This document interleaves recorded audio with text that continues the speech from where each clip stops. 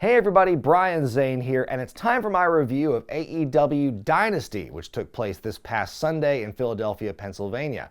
I remember Revolution last month, that big event, and thinking, well, the undercard certainly, carried its end of the bargain, even if the main event was a little disappointing. And I remember going into this particular show, Dynasty, looking at the matches, looking at the card they had laid out, and thinking, okay, there's going to be some good ones, some good matches performed. But as far as stories and as far as like where we are going into All In later in the year, I don't know how I feel about this show. I was kind of meh about it going in, not the highest of expectations, but we'll see how they performed. Beginning with a matchup in the Owen Hart men's tournament, first round action as Will Ospreay takes on Kevin Knight.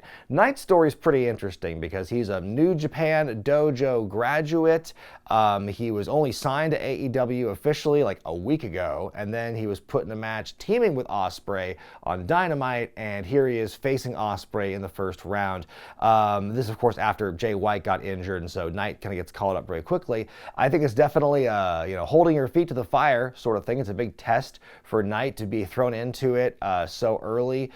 You consider his story where in WWE they were going to give him a tryout match and whatnot, and they immediately signed him to AEW. So the pressure is definitely on. And I think he actually performed really well in this one. I think it was a really good showing for both men. A matchup that I thought, well, not a ton of heat going into it since Knight is so new, but I think that they still put on a really strong opening match here. I like Kevin's inverted splash he does early on. These guys trade a whole lot of strikes for a minute or so partway through the matchup. Knight has this leaping Hurricane Rana. There's this misdirection, and he leaps over the top turnbuckle the perpendicular way, diving to the outside. I thought that was really cool. There's a Styles clash on the floor that's avoided. Knight hits this DDT instead. Ospreay keeps going for the Oz Cutter, and the first couple of times he goes for it, it gets countered. I really liked the one where Knight catches it and turns it into a backslide out of the Oz Cutter. That was really neat.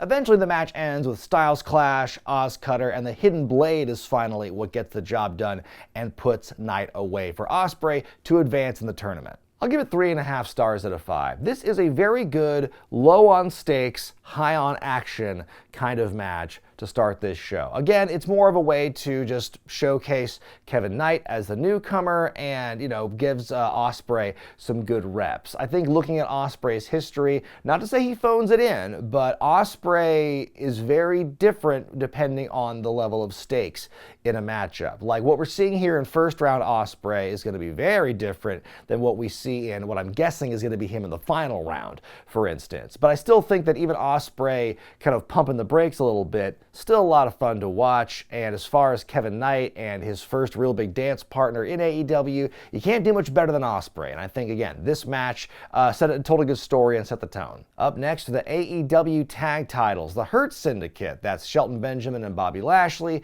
taking on Big Bill and Bryan Keith. Those guys are the branches of the learning tree who've been given the ultimatum by Chris Jericho, hey, y'all better start winning some matches. I was never more excited in this match than when we saw the big boys, Big Bill and Bobby Lashley, fighting. I love big hoss fights. You know that about me, and I think they, for their time in the ring together, was a lot of fun. On commentary, they're talking about how tall everyone is except for Bryan Keith, and they talk about how height may be a disadvantage, and then Taz chimes in, that height comment is very rude, and they have a good laugh over that. Keith is getting tossed around on the outside to the barricade and back, and Hurt Syndicate is very over. Their chance just persists throughout the match here. Keith ducks the Shelton spin kick, gets the tag to Bill. He looks good for a little while. He's a one-man wrecking crew. On the outside, Bill's up against the barricade, and MJF comes out, decks him with the ring, but they miss the shot. Damn it, guys, quit doing this. Shelton and Bobby don't seem too thrilled about MJF's involvement at first, but then they realize, hey, it's 2-on-1, so they're happy about that. They beat Bryan Keith pretty decisively to win and retain the titles. I'm going to give the match 1.5 stars out of 5. I think it's the weakest one of the night. And the story with MJF trying to get in the good graces and trying to join the Hurt Syndicate, we'll see how that pans out. We know MJF's history with allegiances and groups, so I'm not terribly optimistic about it. But I mean, again, the whole thing where they miss the shot. They missed the impact of him punching Big Bill. I'm like, that is such... It's one example of the many times I feel production drops the ball in AEW. And it's not just this show, it's just persistent. It's been this way for the entirety of AEW's existence. There's always been something happening in production where it's like, God, I wish you didn't miss that shot. It happened last week. Like Willow Nightingale puts Jon Moxley through a table, I think is what happens, but you don't see it. And like, boy, that would have been nice for everyone involved if that got on camera. And we see it happen here with MJF. They missed the shot of him punching him. It's just like, and then of course, there's that infamous moment with Christopher Daniels a few weeks ago backstage where he's caught opening up his wound. It's like, yeah, these are simple things, it feels like. And they're still having a hard time with that. That is not a detriment to the match itself, but that did irk me about it, is what I'm going to say. Moving on to the first round of the Owen Hart Women's Tournament, as Mercedes Moné, the champion of everything, takes on Julia Hart in a non-title matchup. And if you've noticed so far watching this review, I've given my usual frames, my side characters watching the action. I've given them a rest this episode because, hey, this pay-per-view alone gave me lots of opportunities to find one from the show, and Harley Cameron and Minnie Moné did not disappoint. There's some good backy-forthy to start things off between the two here. Early on, though, Moné does want to go for her run up the corner arm drag thing, but she slips on that first rope and went, oh! You're going to make them mad. You don't want to give them the ammunition. They're not going to like that. Moné with this big meteor off the apron onto the floor to gain the advantage. They lose the crowd for a minute, it seems, but they do get them back fairly quick. Some loud chants for both ladies here. Moné with some mockery of Hart, but she pays for it. She goes to charge into the Tree of Woe, but Julia sits up. Julia hits this dive, and later she hits the tarantula on Moné, turning it into the octopus stretch, which is pretty fun. She goes up top, and Taz is like, I don't know what she's going to do here. I'm like, what do you mean you don't know? Her moonsault's one of the best things about her offense, and she goes for that pretty often. Moné blocks the moonsault and comes back. The statement maker is eventually countered into the Heartless as there's big Julia chants taking over the arena here. Some more counters upon counters. Moné wins by roll-up. I give it 3 stars out of 5. I don't think it was either of their better matches, and I did have to knock a little bit off the score because there were just a few too many points in this match, too few many spots where things felt off or got derailed and they had to recover. And normally I don't get hung up on botches all that much, but I think when there are as many as there were in this matchup, you do start to take notice. And so, that being said, there were a lot of things in the match that did work, and like I said, they were definitely had the crowd on their side by the end of it. And so, tough break for Julia here. I think Mercedes will do well in this tournament. And boy, if they are doing what they're suggesting, what they're hinting at, and giving us Mercedes and Athena in a future tournament matchup here, that would be really awesome. I can't wait to see that one. Up next for the Trios Championships. Remember them? You have Pac, Wheeler Yuta, and Claudio Castagnoli defending against Rated FTR. There's been a lot of tension between Cope and Cash and Dax as of late, but surely if they win big here and become the champions, then it'll be all water under the bridge, I can only assume. That's how these wrestling storylines seem to go. I do love Nigel McGuinness saying that Dax's anger is amygdala-driven. I love that vocabulary. I'm not going to lie. I think the collaborative Rated FTR gear is a really nice looking gear. I think that's some of the best gear that Cope has worn in a long time. I thought it was a good look for them. I also hate that Metalingus has become the new Judas in AEW, where, okay, here's the part where we kill the music and everyone gets to sing along. Like, look, I know this has been his theme song for a long time. I still couldn't be bothered to know what all those words are. After everything has come to light, blah, blah, blah, the broken dream, and I hear I'll be high. And like, no one else knows in that crowd either. You can't make it out either when they're singing it. I just think that them making that the new sing-along song, it kind of insists upon itself. But I did pop for Excalibur calling the crowd the Philadelphia Children's Choir. Rated FTR looking strong in the early going, very much a well-oiled machine, but then Cash gets cut off and the heat begins. Some more possible dissension here. Cope reaches for the hot tag, but Dax just jumps back in and takes it from him. We get simultaneous submissions. Claudio and Dax are the legal men, but they're just staring at each other and trading slaps the whole time. That was great. I love the Death Rider Stampede attack on Dax in the corner. So many uppercuts, so many rocket launchers. Cope gets a hot tag and goes on a big run. We get the three-man power and glory combo, but Claudio makes the save. Makes the save pretty often in this matchup here after a lot of close calls. Oh man, we got two team members on opposite sides of the ring with one guy in the middle. I sure hope we don't get any accidental collisions. Well, at first we don't, but then yes we do. Yuta with the Busaiku knee to Dax. The Death Riders win again and retain. Then after the match we get the sad hug with the heroes and the arm raise, and usually when that happens, we get a betrayal, and that's what happens, but not the betrayal you might have thought, because you've got Dax beating up Cope, pile driving him. He's getting some chairs for concertoing. Cash is like, what the hell, bro? Dax is like, do it, man. Cash is like, no, man. Psych, yes, man. Let's beat him up some more. FTR destroy the Cope, man. They had a spike pile driver, a couple of concertos. He is out.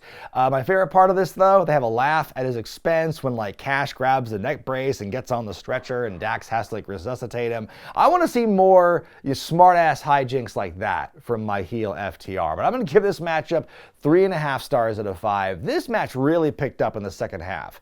They kind of lost me in the first half, but then after like the first hot tag, things really pick up. Some really cool false finishes I liked, but then there was the betrayal. I think that was also just the big thing about this. Man, between this and Dominic Mysterio, I think Edge, Copeland has some of the worst luck when it comes to multi-man tag partners here. I think that FTR as reinvigorated heels is interesting. I don't know where they're going to fit in the tag title scene as long as the Hurt Syndicate remain tag team champions. And I'm wondering where this is going to go. Are we really going to get Copeland reuniting with Christian Cage over, FTR? Maybe. I mean, that's a possibility. But I think that, again, heel FTR is going to be interesting. It's good to give Copeland some time off to cool down again so the fans will appreciate when he's back. Again, the match is what it was. The Trios Championships, why do they have that at this rate? But again, the match itself was pretty solid. AEW Women's Championship match as Timeless Toni Storm takes on Megan Bayne. I loved the introduction for Toni in this matchup where Justin Roberts says, and now our feature presentation. And then we get this very Rocky style pre-tape, this promo of Toni training and getting ready for the match, and then she comes out with the boxing gear on, and Luther is dressed up like Mickey, the trainer, as Nigel McGuinness calls him, Burgess Meredith. That was just a great vibe for the setting of Philadelphia. I think Toni Storm is one of those great gimmicks that you can do that with almost any location. You can have some kind of Hollywood themed getup or theme for your entrance any given month on a big show. I think that like classic Hollywood lends itself to a lot of those moments. And so, yeah, I think there's still a lot to get from Toni's character here.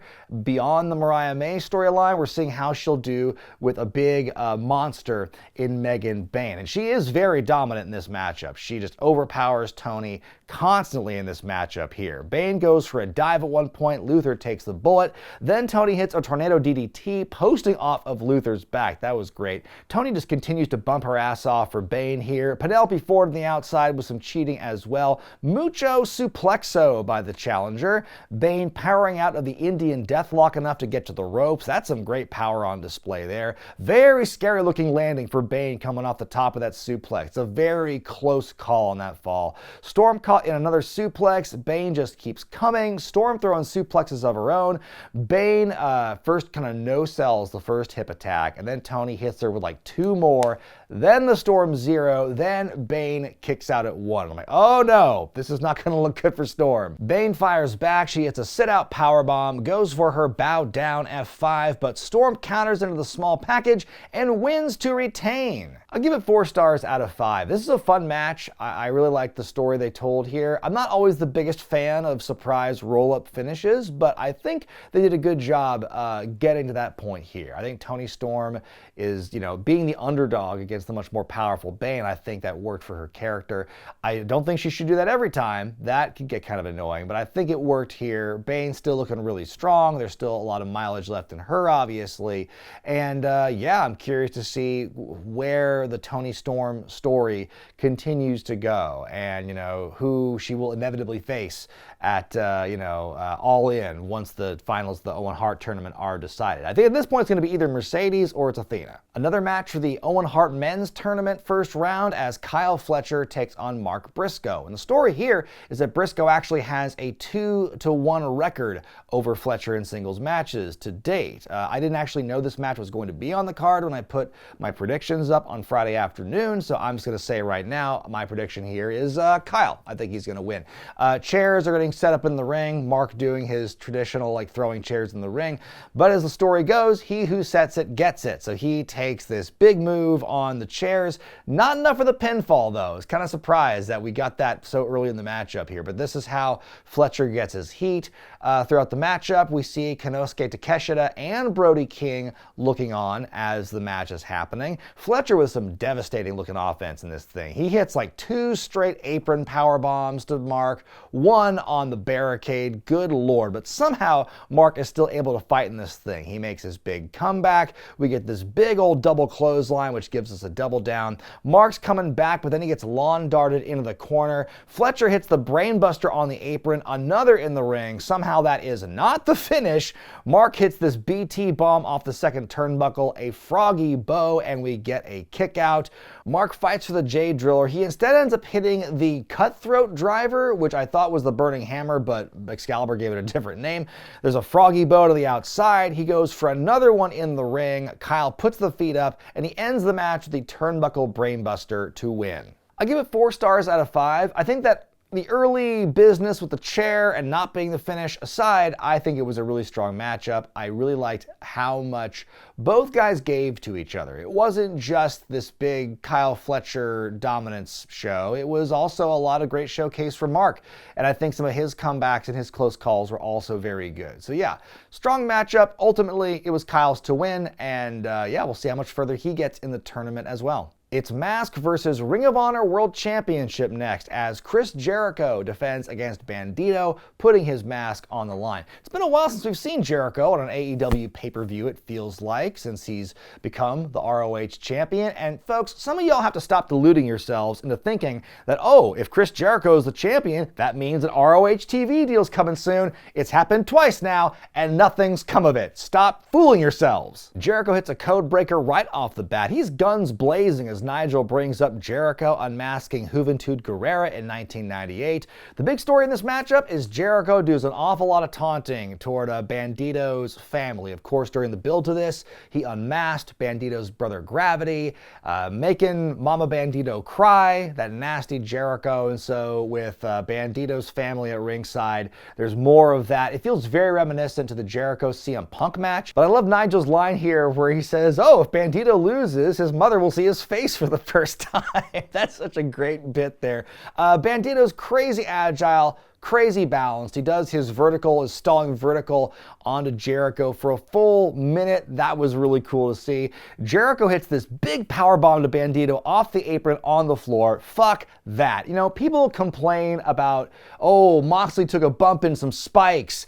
That shit doesn't seem nearly as impactful long term as the kind of bumps you take like that. The big snapback bump on the fucking floor. No thanks to that. Trading lots of slaps and strikes in this thing. Jericho fights back. They're on the top rope. He hits this crazy Hurricane Rana. Oh, we get the dual spot again. I feel like it was fun the first time they did that, but at least we didn't get the lighting and production with it this time. The 21-plex is blocked. Jericho puts on the walls and we get a rope break. Brian Keith pops out, but in comes Gravity to make the save. Jericho grabbing the baseball bat. He dinks Bandido with it and hides the evidence. Takes him for fucking ever to make the cover. He finally crawls over and covers him. The 3 count. Jericho wins. Bandido's gonna have to unmask. What kind of darkest timeline shit is this? But wait! Thank goodness for the keen ear of Aubrey Edwards, who heard the protests of Bandido's family saying, no, Chris Jericho shoved the bat there, and they find the bat and said, well, clearly he used the bat to cheat to win. He did, but they're like, oh, clearly this is a sign of cheating, and so the referee restarts the match. Bandido gets on him, hits the 21-plex! 21-plex! Bandido pins and wins to once again become the ROH World Champion. Justice is served. Then Bandido speaks into the headset on the Spanish announce team. Sure would have been nice to have heard that. I'm sure AEW, has the ability to switch over to the Spanish feed for a second and hear what he had to say. And sure, not everyone could understand him, but at least they would understand the passion. At least we could have had that, but opportunity missed. I'm going to give it 3.5 stars out of 5. I think the match was okay. They really had me on that first cover when Jericho won at first. You really had me going there, but I think it was a satisfying swerve. The fans got what they wanted. I don't believe a match has ever been restarted like that in AEW before. So it was a big kind of shock that they would do that. But yeah, I think it was effective.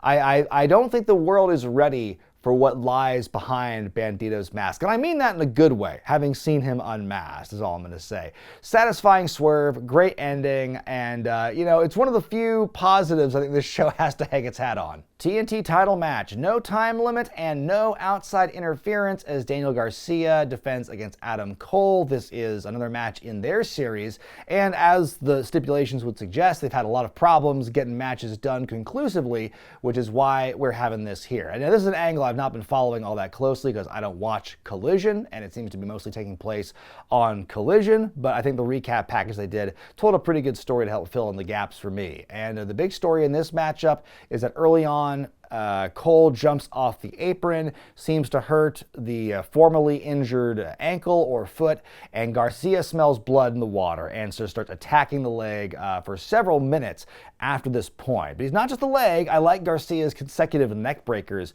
in this match here too. They're trading big shots back and forth. Cole takes this fall and then gets fallen onto, but he hooks him for a crucifix. That was pretty cool. Big ankle lock by Garcia, but there's a rope break. They're fighting on the steps for a while. Cole suplexing Garcia into the ring post, setting up for the Panama Sunrise on the floor. Garcia fights back, hits his own Panama Sunrise, not as good. The boom, still not enough.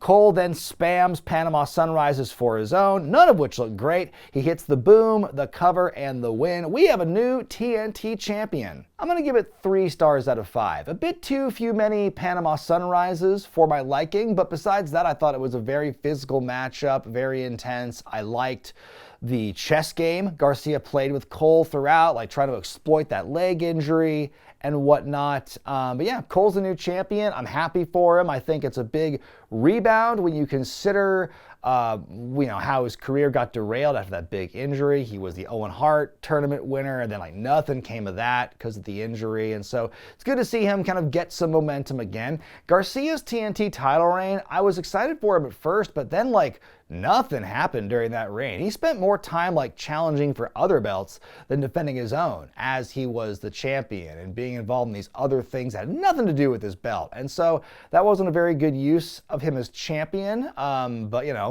good feather in the cap for him, I guess. Same for Cole right now. We'll see how the TNT Championship is booked with him as the champ now. In your semi-main event, it's a triple threat for the International Championship as Kenny Omega defends against Ricochet and relative newcomer to AEW, Speedball Mike Bailey. This matchup right here is PWG, New Japan, a little bit of DDT in there in its purest form. If you don't like these styles of wrestling, this match is not for you, but for everyone else, this was a lot of fun. It was a very entertaining, action-packed triple threat match, and I thought everyone looked really strong in this one. And there were some fun stories too. I think Ricochet kind of playing, I don't want to necessarily compare this to Unbreakable 2005, but Ricochet is definitely in the Christopher Daniels role here, where he is the one who gets kind of ganged up on by the other two faces. There is definitely a lot of head slapping, a lot of ball references, some real quick 3-man sequences, which are a lot of fun. Ricochet dives onto both men separately. He grabs the headset and cuts a promo until Bayley kicks him in the head. Then Bayley grabs the headset and tries to apologize, but his mic is out. Schiavone goes, "Fuck!" I wonder why you were trying to push me into his way. We get 3 double pins apiece, stereo head kicks, 3 men down. Bayley hits this big moonsault from the inside to the outside. Rico with a chance to amaze as well. Big flipping moonsault to the outside. Bayley with some more insanity of his own. Speedball with the moonsault knees on the Rico-Kenny sandwich. A couple minutes later, he goes for it again on the apron and just slams those knees into it. Ouch. Somehow he comes back, hits a reverse Hurricane Rana to Chet. Omega dropping him face first and goes on a tear. Snapdragons aplenty. Ricochet almost gets away with a sneaky cover. A lot of big old kicks and knees between all 3 men.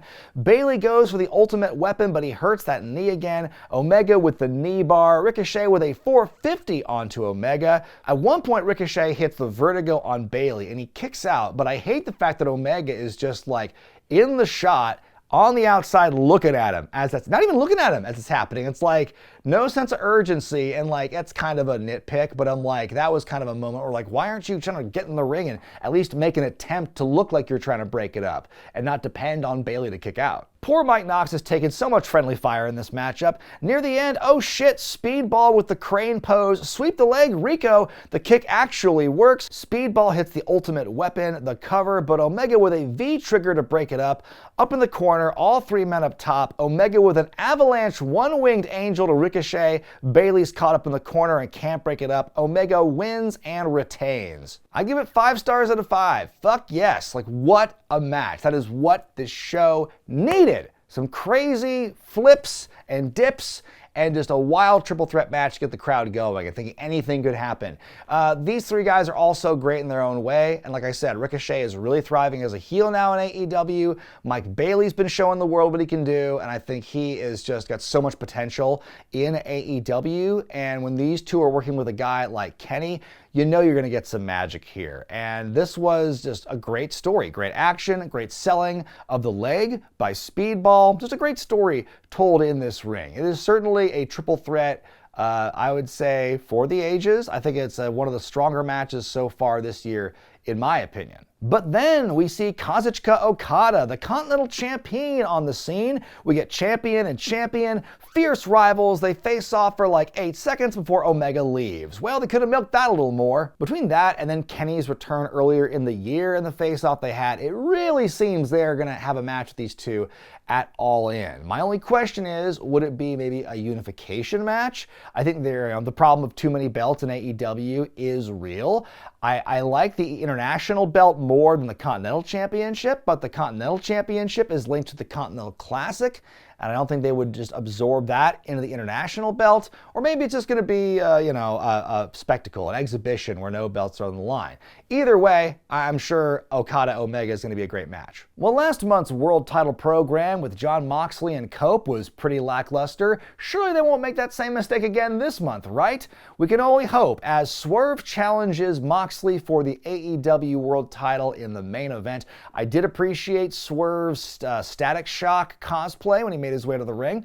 The match starts out kind of slow, Swerve striking with some big moves, but Moxley dumps him off the top and onto the floor to take over, throwing him over the table, and Excalibur goes, "Here we go, shit!" There are a lot of swears on the show tonight from the announce team, actually. We get Swerve bleeding at one point. It bites a forehead. Classic move by Moxley. We get a DDT on the steps by Mox. Somehow Swerve rolls back into the ring to avoid the countout, still fighting through. They trade a bunch of strikes. Moxley is egging Swerve on. We get the yay boos. Swerve hits the house call. Marina Shafir hops into the ring with a briefcase. Prince Nana finally gets in there too and confronts her. Shafir hits him with the case. Mox accidentally hits the cutter on Shafir, which was pretty funny. Swerve hits the paradigm shift, but we get a kick out. Moxley shoves Swerve off the top turnbuckle on the floor again. Moxley then pulls a ladder out from under the ring, and I had to look closely at this one. I'm like, Is that the Jeff Hardy Memorial Ladder? No, it's not quite absurdly tall enough. This is kind of a mid-range ladder. So why can't the referee just go back in the ring and start a 10 count, or just have it end in a DQ at this point? You'd think he could do more than shout no. We get a swerve stomp off the ladder and through the table. They're back to trading strikes in the ring. Marina's back in and brings a chair, hucks it at Paul Turner, then Swerve hits the vertebreaker.